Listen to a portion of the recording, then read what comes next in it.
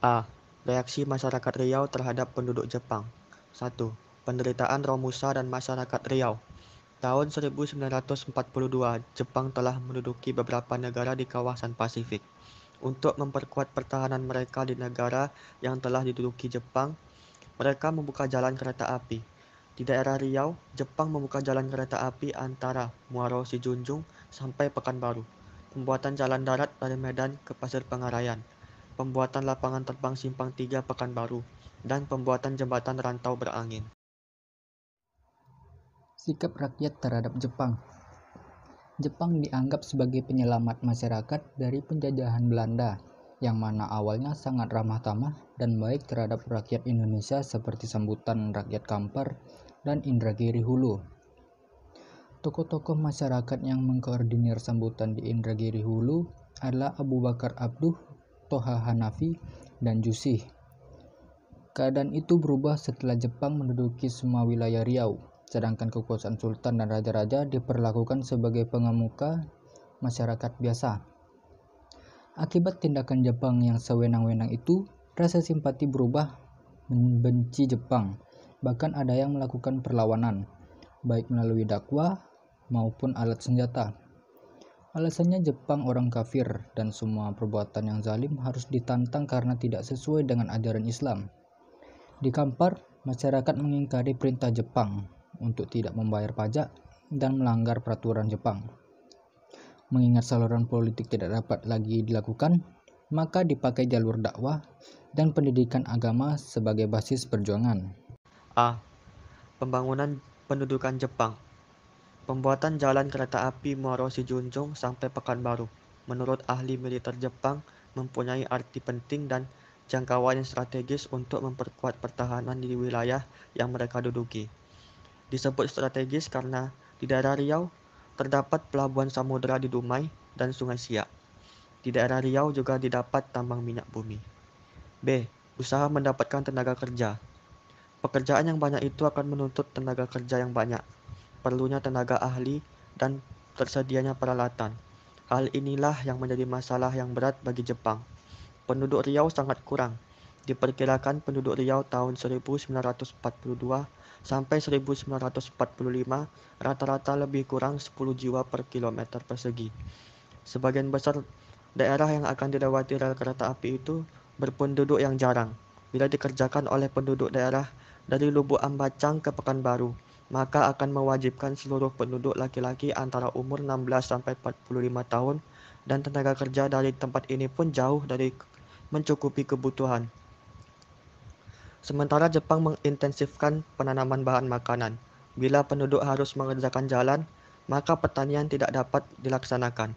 Untuk mengatasi itu, didatangkan tenaga kerja dari Jawa. Sikap antipati terhadap Jepang. Kebencian masyarakat terhadap Jepang dilakukan melalui perlawanan-perlawanan di beberapa tempat. Orang-orang Sakai melakukan pemberontakan kepada Jepang di daerah Mandau. Akibatnya banyak orang Jepang yang menjadi korban. Bentuk perlawanan rakyat Siak terhadap Jepang pada tahun 1944 adalah bentuk barisan zikir yang dipimpin oleh Paki Aris yang berasal dari Seremban, Malaysia. Anggota zikir berjumlah 40 orang, termasuk Zalik Aris. Tempat zikir diadakan di rumah Tengku Johan, yaitu rumah tua di Sri Indapura, tepatnya di muka sungai Mampura. Zikir dilaksanakan kira-kira 1 jam. Bacaan zikirnya, La ilaha illallah Muhammadur Rasulullah fi kulli lambatin wa nafasin ada dama wasi'ahu ilmullah.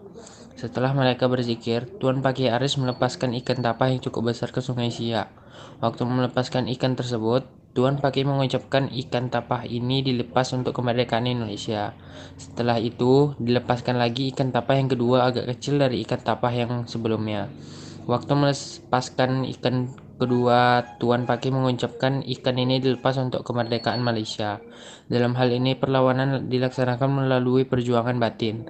Di Pasir Pangarayan, bentuk perlawanan dilakukan secara diam-diam, dengan menyembunyikan hasil panen di dalam hutan dan menyerahkan padi-padi hampa ke gudang Jepang. Sistem mereka lakukan mula-mula memisahkan padi-padi yang bernas dengan padi yang hampa. Bagian padi yang disimpan rakyat adalah padi yang bernas. Sisanya ditambah yang hampa diserahkan kepada Jepang sama banyaknya dengan bagian rakyat. Di Tembilahan terjadi perlawanan bersenjata di Parit Baru atau Enoku. Rakyat sudah tidak bersedia menyerahkan padinya pada pemerintah Jepang. Biarpun telah berkali-kali diperingatkan dengan keras, rakyat tetap tidak bersedia lagi menyerahkan padi mereka. C. Penderitaan tenaga kerja paksa atau Romusa. Pemuda-pemuda yang berasal dari sekitar Pasir Pengarayan diwajibkan bergotong royong membuat jalan raya dari Kota Pinang lewat hutan Mahato menuju Pasir Pengarayan. Jalan kereta api dan jalan raya dikerjakan dalam waktu yang sama dan diharapkan pula dapat diselesaikan dalam waktu yang bersamaan.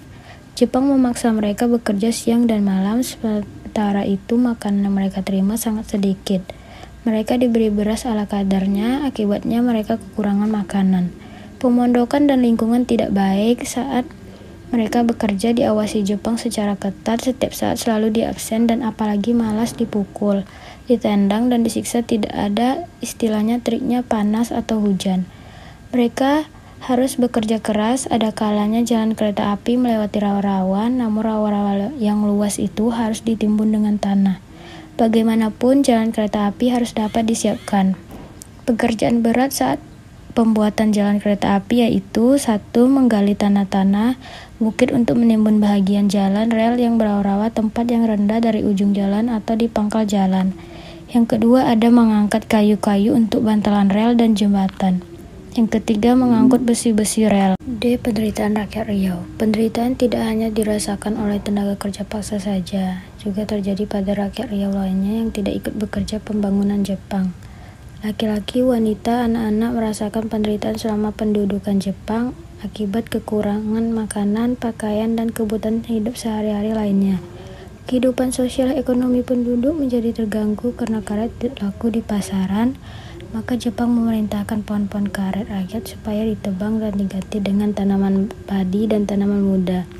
Rakyat Riau yang tidak ikut mengerjakan proyek Jepang harus mengintensifkan penanaman padi dan palawija serta memperluas lahan pertanian untuk menyiapkan cadangan makanan keperluan perang Jepang.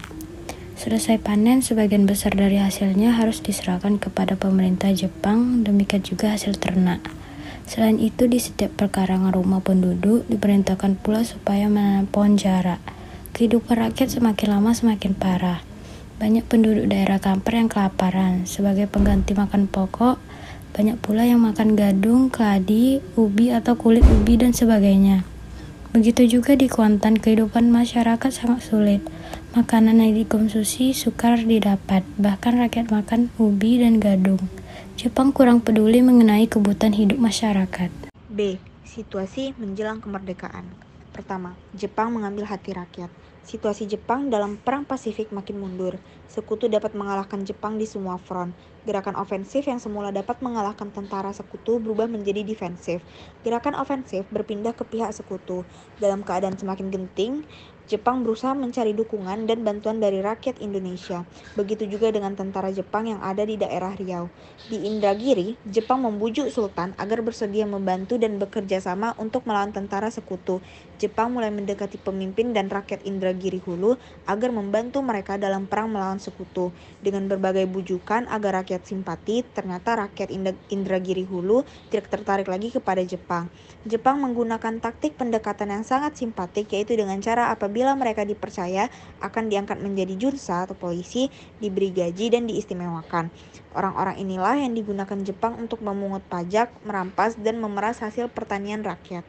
2. Perampasan senjata dan alat logistik Jepang. Kekalahan Jepang sudah tersebar di Indonesia. Di Indragiri, berita itu diterima dari Fujimasang selaku wakil resimen tentara Jepang yang berkedudukan di Air Molek. Segera diadakan pertemuan antara kelompok pemuda dengan Fujimasang di Indragiri. Fujimasang berjanji untuk membantu perjuangan rakyat Indragiri mencapai bangsa yang berdaulat. Sebagai tanda persetujuan itu, ia menyerahkan pedang samurai, pistol, dan ransel. Untuk mendapatkan senjata dilakukan berbagai cara. Ada yang melalui pemberian, usaha sendiri, dan dengan cara merampas senjata dari Jepang. Barisan pemuda pejuang yang tinggal di Pekanbaru melakukan secara inisiatif sendiri, tombak, parang, dan lain-lain. Di samping itu, ada juga yang membongkar gudang senjata di Padang Terubu, gudang senjata Jepang yang terdapat di Gobah, gudang senjata di Air Hangat Merpoyan, dan dari gudang senjata di Teluk Lembu, untuk mendapatkan persenjataan bagi pejuang-pejuang Indonesia di Siak dengan melalui beberapa usaha. A. Mempergunakan senjata-senjata pasukan pengawal istana kerajaan Siak yang tersimpan di dalam gudang, seperti senjata-senjata pedang, keris, tombak, dan kelewang. B. Persenjataan rampasan dari Jepang saat melakukan penyergapan oleh para pejuang di Siak. C.